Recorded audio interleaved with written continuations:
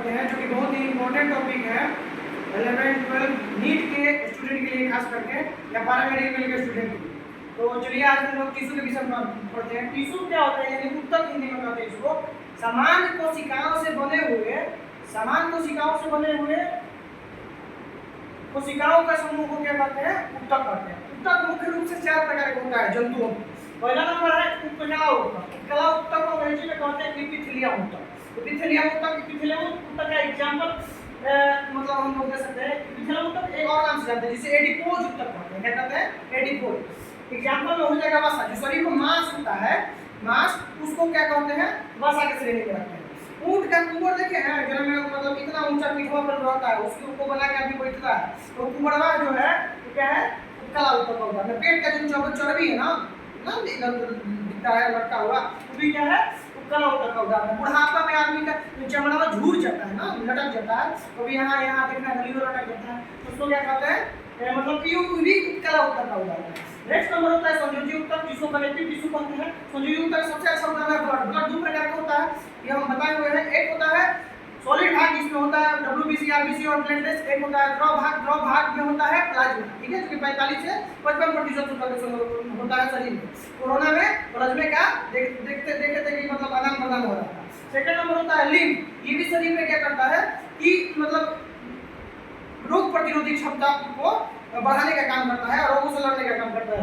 अगला नंबर है बोन, जिसमें शरीर में पूरा टीका हुआ है, जो ऐसे खड़ा है तो क्या पैर की हड्डी, फिंगरी, इसको बवाल ना फीमर, इसको क्या बोलते हैं, मतलब कि हाथ की हड्डी, रेडियस, सारा है ये स्कैपुला, क्लैपल, ब्रेन, सारा हड्डियों का ढांचा ही है जिसमें हमारा पूरा मांस लगा हुआ है, तो ये हुआ बोन। और लास्ट नंबर होता है कार्टिलेज, जो ना मटन जो शिकार मछली खाता है, उसमें देखना कि मटन में जो सुलका जाता है ना, तो वही जो है वही कार्टिलेज, जिसको कहते हैं क्या, उपास्थि में क्या हुआ।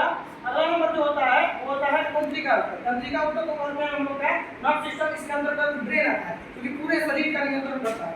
It is the CPU of our body, central processing unit है, ठीक है ना, जो सारा शरीर का नियंत्रण करता है, ठीक है। लेकिन ध्यान रखना होगा कि कुछ ऐसी क्रियाएं भी होती है, कुछ अनैच्छिक क्रियाएं भी होती है। अनैच्छिक क्रियाओं का नियंत्रण ब्रेन द्वारा नहीं होता। 90% हिस्सा में कभी ब्रेन चैप्टर में आएंगे तो बढ़िया से बताएंगे, ठीक है ना। अगला नंबर क्या है, पेशी उत्तक। पेशी जो ना जैसे जिम करता है सब एकदम, मतलब उसमें बॉडी ऐसे बना के चलता है, तो वो एक मसल्स होते हैं, यहाँ गिल्टी एकदम खुल जाता है, या शरीर में जहाँ मतलब एक्सरसाइज वगैरह हो जाता है, मर्द में खास करके, उसको क्या करते हैं, पेशी उत्तक। पेशी उत्तक का उदाहरण हो जाएगा, देखिए जो ऐसी मतलब जो हड्डियाँ मतलब जो हमारे ब्रेन के जो अनुसार काम करती हैं, लेकिन हाँ उसमें एक दिक्कत है, इसके अंदर क्या है, लैक्टिक एसिड जम जाता है तो आदमी थक जाता है, बड़ा पिन जैसा टूट जाता है, जिसको थकावट करते हैं। सेकंड नंबर होता है अरेखीय जो पेशी होती है, जैसे कि हम मान लो खा लेगा, अभी तो अपना मन से नहीं चलेगा, 5 घंटा बाद पचेगा, ठीक है, तो नहीं होगा, खाना खाए नहीं पचना शुरू, ये हुआ अरेखीय पेशी का उदाहरण। लास्ट में होता है हृदय में जन्मे करते हो क्या होता है कि अलिंद होता है, निलय होता है, और ये शरीर में सबसे पहले जब भ्रूण बनता है गर्भ में ना, तो सबसे पहले हृदय का ही निर्माण होता है। इस तरह से आपका पूरा का पूरा टिश्यू कंप्लीट हो गया। मुझे मतलब पूरा उम्मीद है कि आपको ये वीडियो पसंद आया होगा। सब्सक्राइब कर दिए चैनल को, इस तरह का वीडियो आपको मिलता रहेगा। जय हिंद।